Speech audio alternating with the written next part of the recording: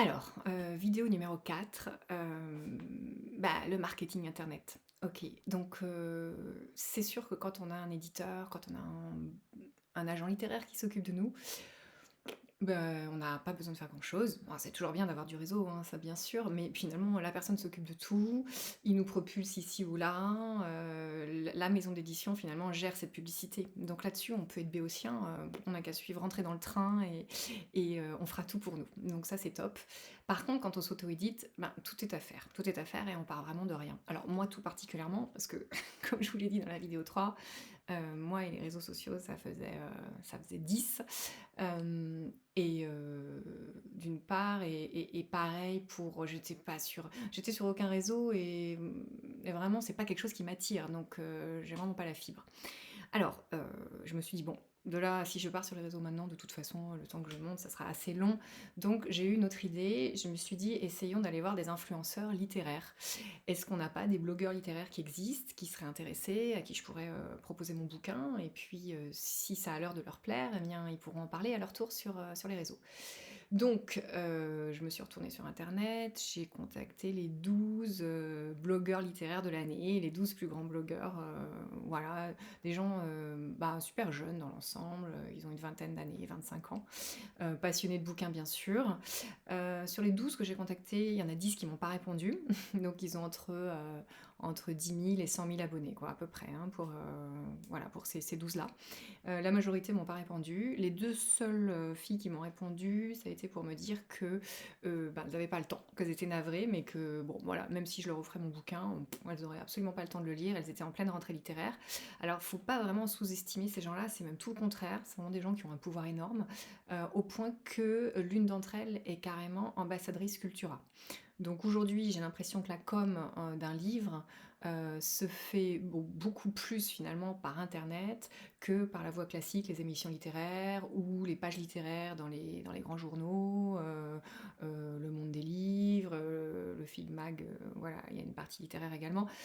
Quelles que soient les couleurs politiques, en fait, chaque grand, quotidien a sa page littéraire, mais finalement, je pense qu'aujourd'hui, la partie internet est prioritaire. Sinon, les grandes enseignes comme Cultura, Fnac et cetera ne se retourneraient pas vers ce type de personnes. Donc le pouvoir de ces influenceurs littéraires est gigantesque et pour pénétrer, pour essayer d'être lu par ces gens-là, c'est tout aussi difficile que d'être sélectionné par une maison d'édition. C'est l'impression que j'en ai eue, hein, parce que bon, moi, j'offrais vraiment mon bouquin à lire, hein, le temps leur manque, le temps leur manque. Je comprends, hein, voilà, le temps leur manque complètement. Donc ça a été un premier échec, un peu cuisant parce que je pensais que là, ça serait facile. J'ai essayé aussi autre chose, comme je suis quelqu'un d'assez hypersensible quand même, j'ai effectivement dans mon bouquin, ça parle d'émotions, pas que, il y a plein d'aventures aussi, mais ça parle aussi d'émotions.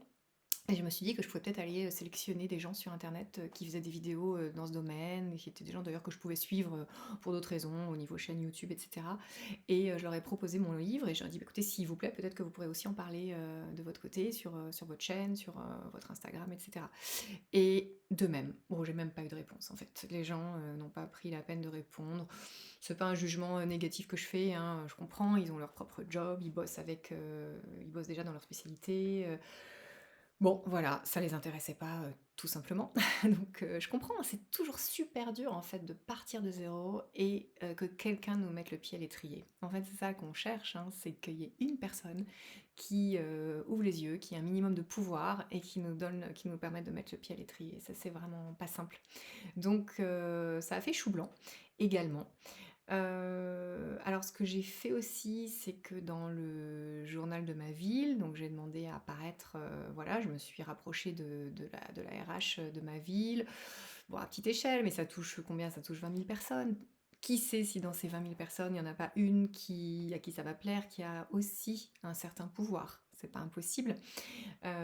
Donc j'ai tenté ça, j'ai tenté aussi des messages c'est pareil, sur les réseaux sociaux de ma ville. J'ai 2 villes principalement, qui ont du sens pour moi et voilà, dans ces 2 villes, j'ai essayé de rayonner, à chaque fois, c'est une vingtaine de mille de personnes, vingtaine de milliers de personnes, des 2 côtés, voilà, 40 000 personnes, mais pas de réponse, pas de réponse. En fait, c'est pas si simple. On a beau finalement écrire à 20 000 personnes, à partir du moment où personne n'a parlé de nous, qu'est-ce qui va faire que les gens, vont pousser jusqu'à acheter ce bouquin finalement? Acheter ce bouquin et puis après c'est le premier temps, hein, après il faut qu'il leur plaise, il faut qu'ils aient envie de faire quelque chose pour nous. Parce qu'en fait, là ce que je cherchais, c'était pas seulement, que des gens me l'achètent. Bien sûr, ça c'est la première étape, mais c'est pas ça le but. C'est que ça fasse une sorte de mouvement général et qu'on parle de ce bouquin et que les gens le trouvent génial et qu'à un moment, j'ai plus rien à faire, que ça se répande tout seul en fait. Je pense que le bouquin le mérite, vraiment. Donc il faut qu'à un moment, il y ait suffisamment de personnes qui l'aient lu et apprécié, pour pouvoir en parler et que ça ne s'arrête plus. Comme ça fait pour, les auteurs qui fonctionnent bien. Pourquoi pas celui-là? Il est bien ce bouquin. Donc j'y crois profondément. Et c'est donc ça que je cherchais. C'est pas juste quelques ventes pour gagner un peu de sous, ça je m'en fiche. Enfin, je vise une plus grande échelle et je suis convaincue que ça peut marcher. Donc pour atteindre cette grande échelle, voilà, je voulais vraiment à un moment déclencher un phénomène viral. Voilà. D'où l'idée de cibler pas mal de gens dans les villes, voilà, de cibler de tous les côtés. À ce jour, ça n'a pas fonctionné non plus.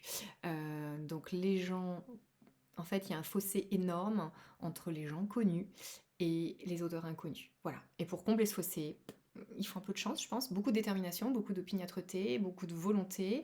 Il faut être assez passionné, parce qu'il faut croire dans son bouquin, il faut être capable de le porter sans honte et sans scrupule. C'est pas parce qu'on l'a écrit qu'on va finalement ne pas être objectif. On peut vraiment croire en son bouquin. Si on n'y croit pas, on n'arrivera jamais à convaincre personne. Donc il faut, je pense, y croire profondément, être sa première fan et derrière aller le défendre en y croyant, hein, bien sûr, vraiment profondément, aller le défendre auprès de ceux qui ont du pouvoir. Mais encore une fois, ces gens-là sont vraiment difficilement accessibles. Ok, donc encore une fois, chou blanc. Mais j'en suis pas restée là, vous vous en doutez.